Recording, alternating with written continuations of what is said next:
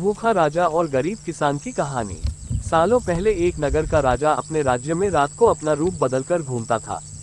वो रूप बदलने के बाद लोगों से मिलकर अपने यानी राजा के बारे में जानने की कोशिश करता और उनकी समस्याओं को समझता था। एक रात जब वह नगर घूम कर आया तो अचानक जोर से बारिश होने लगी। उसने देर किए बिना एक गरीब के घर का दरवाजा खटखटाया।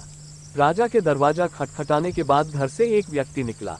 वह एक गरीब किसान था जो अपनी पत्नी और बच्चों के साथ रहता था।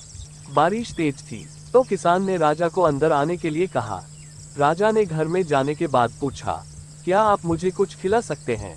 मुझे बहुत तेज भूख लगी है।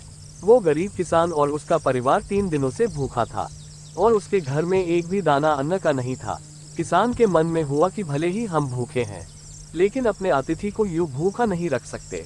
अब किसान ये सोचकर बेचैन हो गया कि अपने अतिथि का पेट कैसे भरा जाए।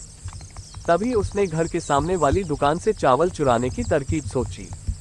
उसने सिर्फ अतिथि के लिए ही 2 मुट्ठी चावल लिया और उसे पकाकर राजा को खिला दिया। तब तक बारिश रुक गई थी और राजा अपने घर चला गया।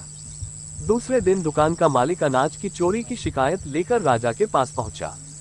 राजा ने दुकान के मालिक और उस गरीब किसान को अपनी सभा में प्रस्तुत होने का आदेश दिया। सबसे पहले सभा में पहुंचे किसान ने राजा के सामने जाकर अपनी चोरी का इल्जाम कबूल कर लिया और बीती हुई रात की पूरी बात राजा को बता दी। किसान राजा से कहता है कि मैंने चोरी की लेकिन मेरे परिवार ने उस अनाज का एक निवाला भी नहीं खाया।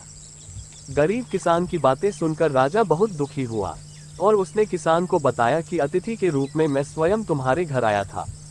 इसके बाद राजा ने सभा में पहुंचे दुकानदार से पूछा कि क्या आपने अपने पड़ोसी को चोरी करते हुए देखा था? दुकानदार ने जवाब दिया कि हाँ, मैंने इसे रात में चोरी करते हुए देखा था। दुकानदार की बात सुनने के बाद राजा कहता है कि इस चोरी के लिए मैं पहले जिम्मेदार हूँ और फिर दूसरा तुम हो, क्योंकि तुमने अपने पड़ोसी को अनाज की चोरी करते हुए देखा मगर कभी उसके भूखे परिवार को नहीं देखा। तुम अपने पड़ोसी होने का धर्म बिल्कुल निभा नहीं पाए।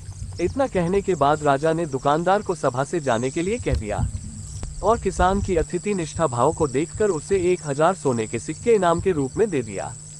कहानी से सीख, अगर कोई आसपास रहने वाले मुसीबत में है तो हमें उनकी मदद करनी चाहिए।